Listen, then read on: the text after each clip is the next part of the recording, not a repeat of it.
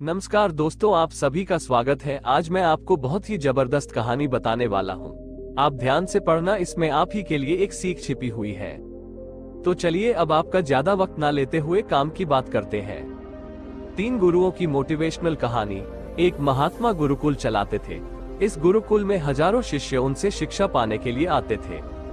इन कई सारे शिष्यों में से एक शिष्य ने एक बार अपने गुरु से सवाल किया।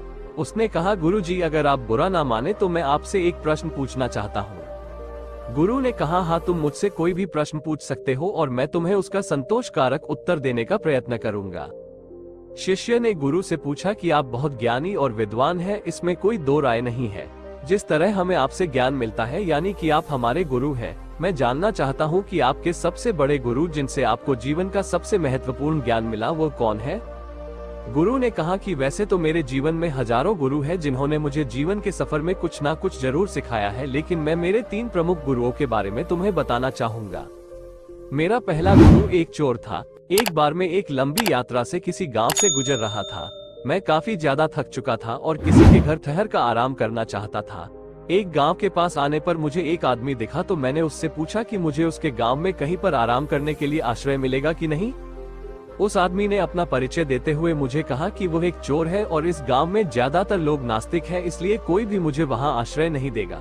साथ ही उसने मुझे कहा कि अगर मैं चाहूं तो उसके घर ठहर सकता हूं। मेरे पास और कोई दूसरा रास्ता नहीं था, इसलिए मैं उसके साथ उसके घर चला गया। उसने मेरी अच्छे से सेवा की, मुझे खाना पीना और आराम करने के लिए बिस्तर दिया। रात होते ही वो बोला कि मैं चोरी करने जा रहा हूँ, आप अपना ध्यान योग करते रहिए, मैं सुबह वापस आ जाऊंगा। सुबह जब वह वापस आया तो मैंने उससे पूछा कि उसे कुछ मिला या नहीं। उसने मुझे जवाब दिया कि आज तो मुझे कुछ नहीं मिला, लेकिन जरूर आगे कुछ ना कुछ मिलेगा। भगवान ने मेरे लिए कुछ ना कुछ सोच कर रखा होगा। एक के बाद एक कई दिनों तक मैं उसके साथ रहा और उन दिनों उसे कुछ भी चोरी का सामान नहीं मिलता, फिर भी वो भगवान से अपने आस लगाए रहता और ये उम्मीद बनाए रखता कि उसे जरूर आने वाले दिनों में कुछ हाथ लगेगा।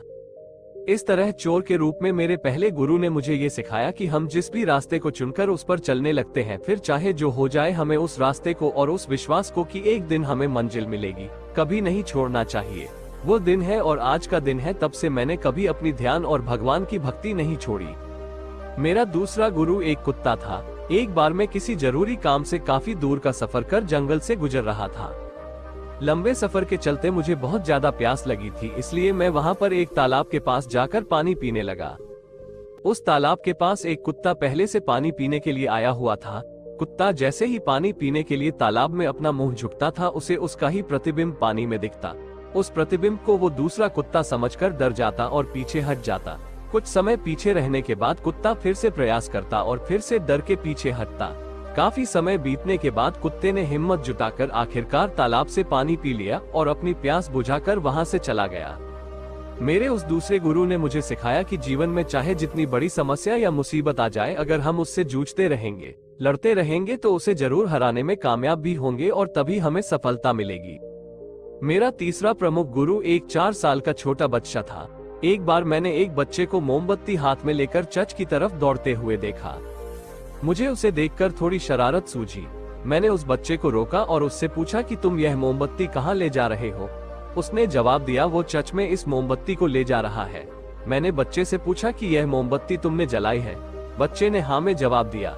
अब मेरे घमंड भरे सवाल की बारी थी, तो मैंने उससे पूछा, मुझे बताओ, जब तुमने इस मोमबत्ती को जलाया तो ये प्रकाश कहाँ से आया, और उससे पहले जब मोमबत्ती जली नहीं थी तब प्रकाश कहाँ था?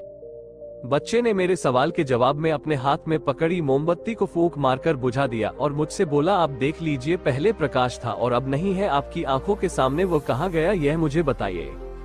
मेरे उस छोटे से गुरु ने मुझे उस दिन सिखाया कि आप चाहे जितने विद्वान हो, आपने चाहे जितना ज्ञान प्राप्त कर लिया, आपको हमेशा विनम्र रहना चाहिए, कभी घमंड नहीं करना चाहिए।